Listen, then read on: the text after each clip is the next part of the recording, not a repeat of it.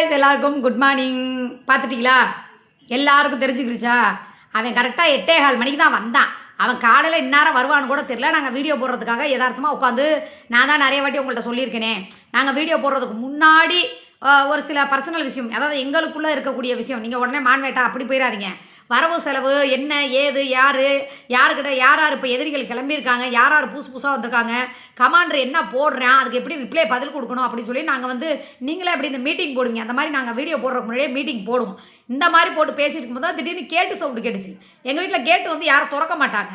பப்பு என்னமோ புதுசாக என்னமோ பார்க்காத மாதிரி குலைக்கவும் யார் அப்படின்னு பார்த்தா இவன். சரி, அவன் வந்தால் கூப்பிடவும் மாட்டேன் அப்படின்னு சரி வாடானா ஆளாத்தி எடுத்து என்ன +2 முடிச்சுட்டு வந்திருப்பான். ஸ்கூல் லைஃப் முடிஞ்சிச்சு, இனி காலேஜ் லைஃப் அப்படிங்கிறனால திறந்து விட்டே. போன வாட்டி கூட ஹாஸ்டலுக்கு போனேன். போயிட்டு கொஞ்சம் நேரம் பேசிட்டு வாடா அத்தா மாத்திரை சாப்பிடுச்சா, சாப்பிட்றியா, என்னத்தா பண்ணுற ஏத்தா பண்ணுறேன்னு சொல்லி கேட்டுட்டு ஹக் பண்ணிக்கடா அப்படின்னு வந்தான். என்னடா நல்லா படிக்கிறியா, பரிச்சதுன்னா நல்லா எழுதியிருக்கேன் அப்படின்னா நல்லா இருக்கீங்களா அப்படின்னு கேட்டான். அப்புறம் கட்டி பிடிச்சான், அப்புறம் கை கொடுத்தா, எல்லாமே பண்ணினான். நான் ஒரே ஒரு விஷயம் மட்டும் நான் ஆணித்தரமாக அடித்து சொல்லுவேன். இந்த பிள்ளைய வந்தோடனே புள்ள கண்டென்ட் எடுத்தினா அப்புறம் நான் மொத்த கண்டென்ட்டையும் நான் எடுக்க வேண்டியது வரும். புரியுதா?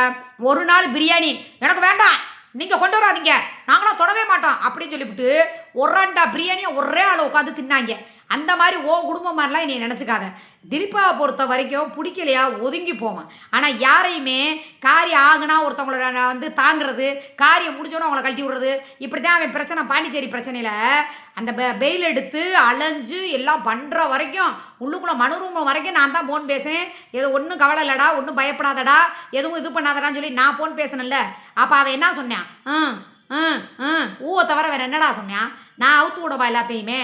சரி அதை கூட விடுங்க. இப்போ நான் உனக்கு புட்டு வைக்கினேன். அந்த பிரச்சனையில் அவ்வளோ தூரம் அலைஞ்சு அவ்வளோ தூரம் பண்ணி அவ்வளோ தூரம் எல்லாம் பண்ணினல்ல. ஓ மையன் என்ன எனக்கு மரியாதை கொடுத்தியான்? என்னடா மரியாதை கொடுத்தியான்?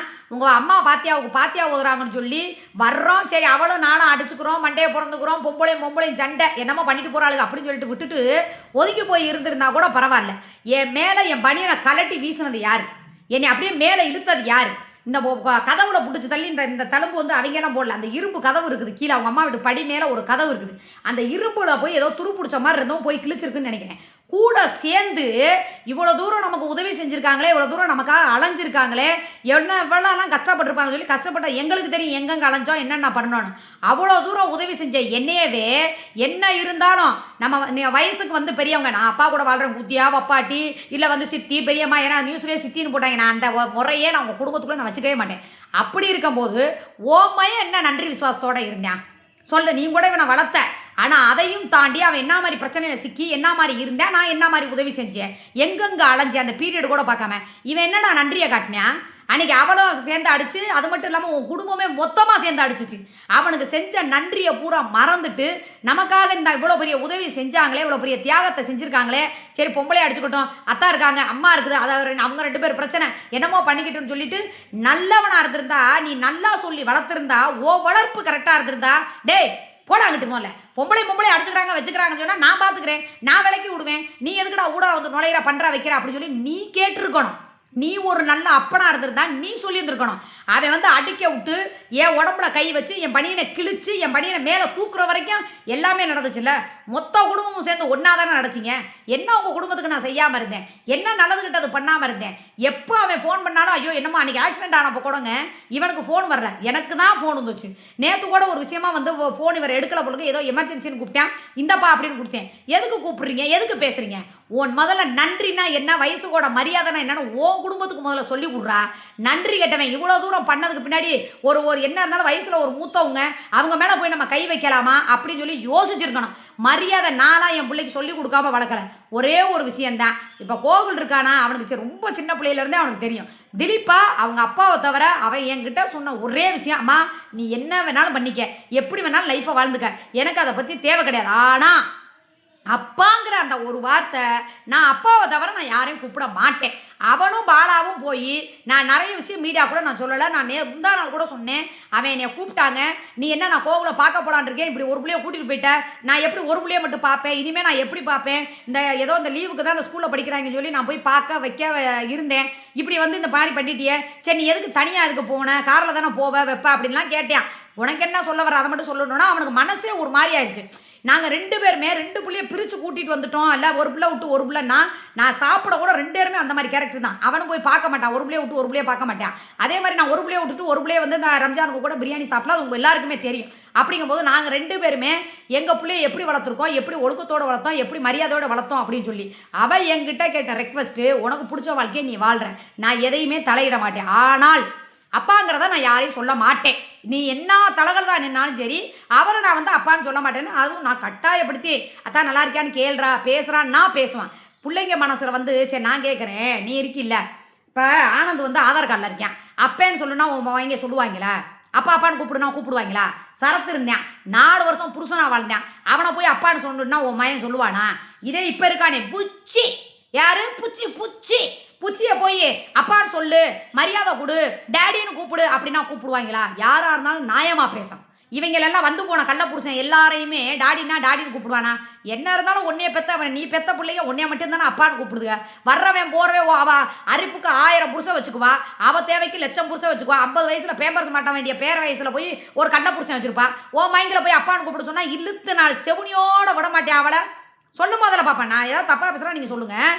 அப்பான்னு வந்து நீ ஆனந்த அப்பான்னு கூப்பிடு, சரத்தை அப்பான்னு கூப்பிடு, சுகையில் அப்பான்னு கூப்பிடு அப்படின்னா கூப்பிடுவாங்களா? என்ன பண்ணுவாங்க? இப்போ அவள் இருக்க அவள் சொல்லி இந்த மாதிரி நீ புஜ்ஜியை வந்து நீ டேடின்னு தான் கூப்பிடுன்னு சொன்னால் கொள்ளாமல் விட மாட்டாங்க. இத்தனைக்கும் அவங்கெல்லாம் மெச்சூரானவங்க. இவன் இப்போ தான் வந்து மெச்சூர் ஒரு சின்ன வயசு பையன் இப்போ தான் வளர்ந்துக்கிட்டு வரேன். அவங்க நல்லா கல்யாணம் பண்ணி ஒரு குழந்தை குட்டி பெக்கணும்னா கூட நேரம் பெற்றுருப்பாங்கன்னு வச்சுக்க. அப்படி இருக்கிறவங்களே அவ்வளோதான் இருக்கும்போது அவ்வளோ தூரம் உதவி செஞ்சு அவ்வளோ தூரம் நன்றி எல்லாம் செஞ்சு இப்பயும் சொல்கிறேன், நிறைய உதவியை செஞ்சேன். நான் செஞ்சதே நிறையா, நான் சொல்லி காட்டுற பழக்கமும் எனக்கு கிடையாது. அப்படி இருக்கிற பட்சத்தில் இப்போ தான் அவன் வந்திருக்கான். அவன் முழுக்க நான் பல வாட்டி நாங்கள் சொல்லியிருக்கோம். என்ன இருந்தாலும் எங்களுக்கு வந்து நான் பிள்ளை இல்லாமல் நாங்கள் வரம் இருந்து தவம் இருந்து நாங்கள் பெற்றோம்.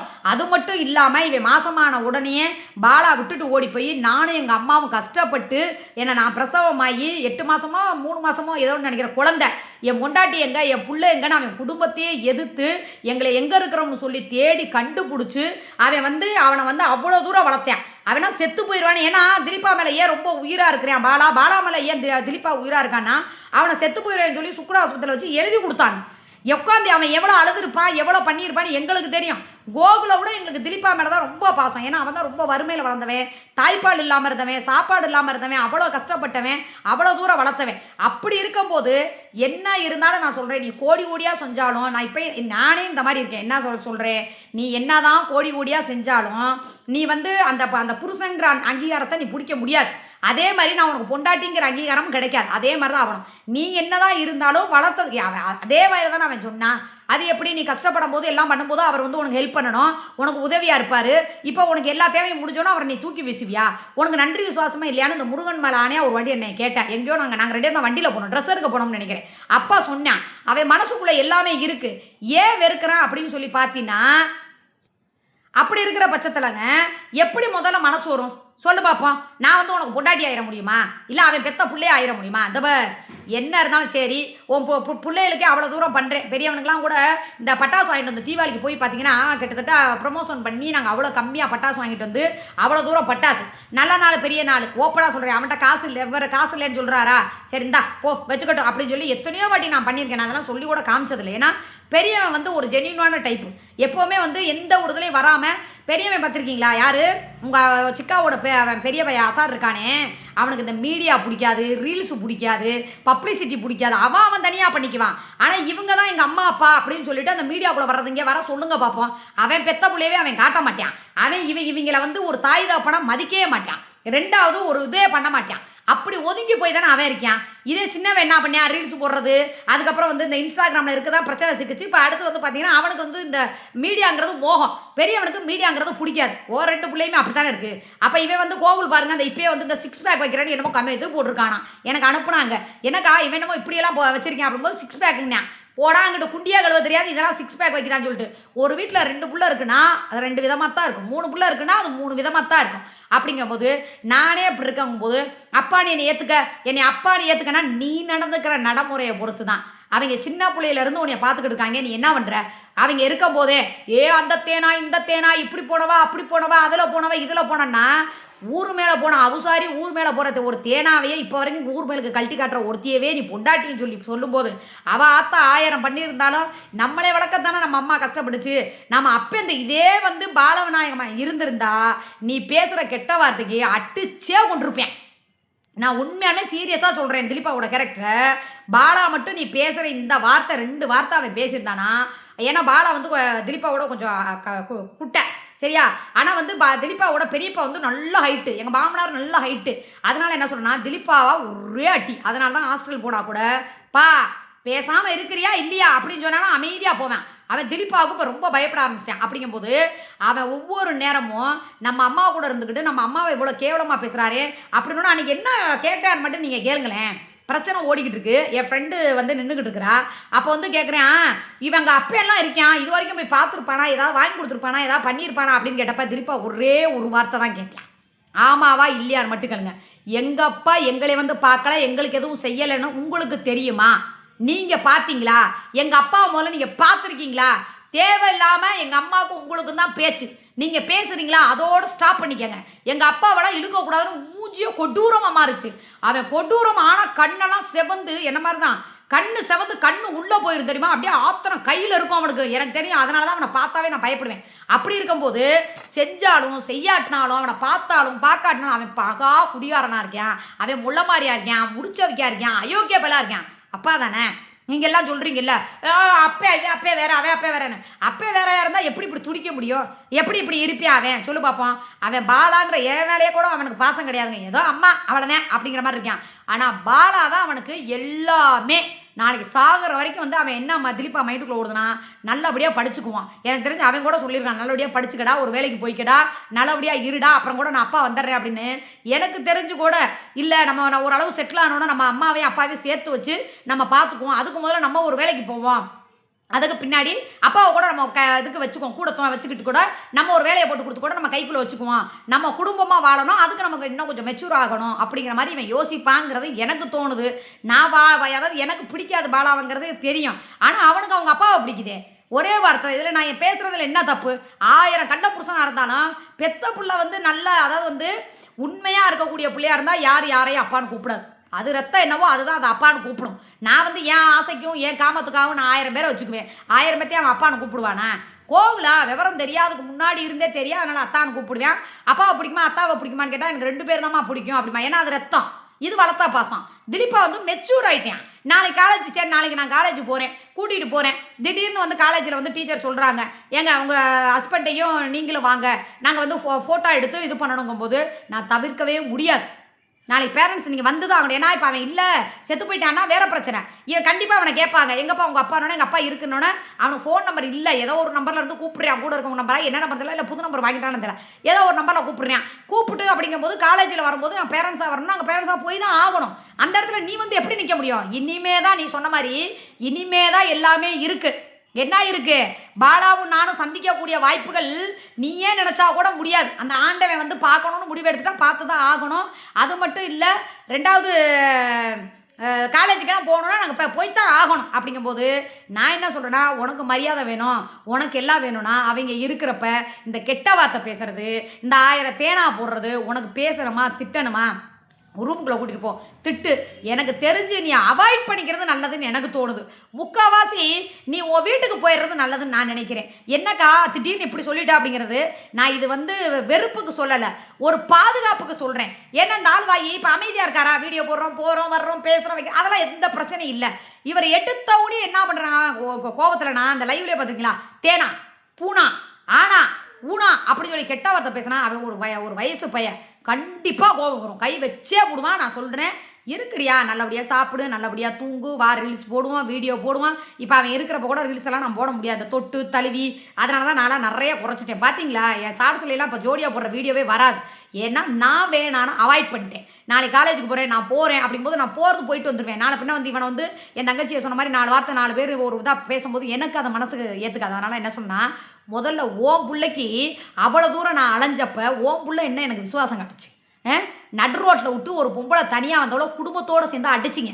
அது நானும் அவளை அடித்து மண்டையை பிடிச்சிக்கிறது, நீ விளக்குறதுங்கிறது, நீ என்னை அடிக்கிறங்கிறது, அவளை அடிக்கிறதுங்கிறது, சரி ரைட்டு ஓகே, வாழ்ந்து முடிச்சவன் வாழ்ந்துக்கிட்டு இருக்கவன் அடிக்கிறேன் அப்படின்ட்டு. இவன் எதுக்கு அடித்தான்? இவன் எதுக்கு வந்து ட்ரெஸ்ஸை பிடிச்சி பிச்சான். இப்போ உள்ளே போட்டிருக்க பாடியிலேருந்து அப்படியே எல்லாமே தெரிகிற அளவுக்கு இருந்துச்சு. பெரியவன் வந்து என்ன எதுனே கேட்காம அடித்தானே, அதுக்கு பேர் என்ன? நீ வளர்த்த வளர்ப்பா தானே. நான் எவ்வளவோ உதவி செஞ்சுருக்கேனே, தெரிஞ்சும் செஞ்சுருக்கேன், தெரியாமல் செஞ்சுருக்கேன், எவ்வளவோ பண்ணியிருக்கேனே. இதுதான் மயங்க வளர்த்த கொடுக்குற மரியாதையா, எனக்கு காட்டுற விசுவாசமா? நான் பேசுனேன்னா நொந்துருவேன். நான் பேசுனது ஏதாவது தப்பான்னு மட்டும் நீங்கள் சொல்லுங்கள். முதல்ல மெச்சூர் ஆகி இவ்வளோ வயசு இருக்கிற அந்த பயலே ஒருத்தவங்களுக்கு மாதிரி என்ன இருந்தால் நம்ம அப்பா வாழ்ந்துக்கிட்டு இருக்காரு. என்ன இருந்தாலும் சரி, அவங்க பிரச்சனை அதை பெரியவங்க பார்த்துக்கூட நம்ம போகக்கூடாதுன்னு தலையிடாமல் இருக்கணும். சரியா? அதை விட்டுட்டு வந்தவளை அப்படியே மொத்தமாக சேர்ந்து அடிக்கிறதெல்லாம் கெத்துத்தனம் இல்லை. அவனை பொறுத்த வரைக்கும் வாயில் கூட பேசுவான், ரெண்டாவது என்கிட்ட தான் எதாக இருந்தாலும் சொல்லுவான். அந்த அளவுக்கு உன்னை கை நீட்டுற அளவுக்கு நான் என் பிள்ளைய வளர்க்க மாட்டேன். அவன் டீசெண்டாக அவங்களுக்கு பிடிக்கலையா, சரி நீங்கள் கிளம்புங்க உங்கள் வீட்டுக்கு அப்படின்னு தான் சொல்லுவானே முடிஞ்சு. இந்த அளவுக்குலாம் அவமரியாதை பண்ண மாட்டேன். என் பிள்ளை நன்றி விசுவாசம் இல்லாமலாம் வளர்க்க மாட்டேன். வந்தவனே அவனை கண்டென்ட் எடுத்து பேசினேன், உன்னை கட்டையில் எடுத்து அப்படியே வாயில் விட்டு இடின்னு இடிச்சு போனேன். சரி ஓகேடி பிள்ளைங்களா, நான் போய் சமைக்கிறேன், தம்பி வந்துட்டான். Okay bye.